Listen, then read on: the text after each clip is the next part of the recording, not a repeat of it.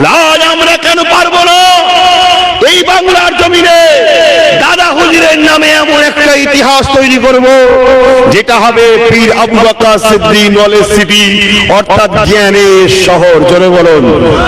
আমি তাই স্বপ্ন দেখেছি, মেহনতের রক্ত পানি করে রাত জাগা বৈশাখে রাত্রি জলসা করতাম, খুনকে পানি করে আল্লাহ যা মিলিয়েছিল এই বিশাল জায়গা খরিদ করেছি করে আপনাদেরকে ডেকেছিলাম।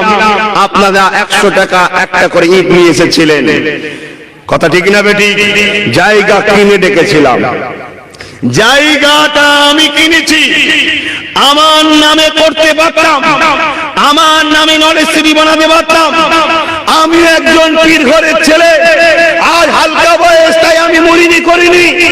একটা দিন খোলা যদি বেঁচিয়ে রাখে এই বাংলা আসামে কোটি কোটি মুরিদ আমার হাতেও তৈরি হবে। সেই ঘরে আমি জন্ম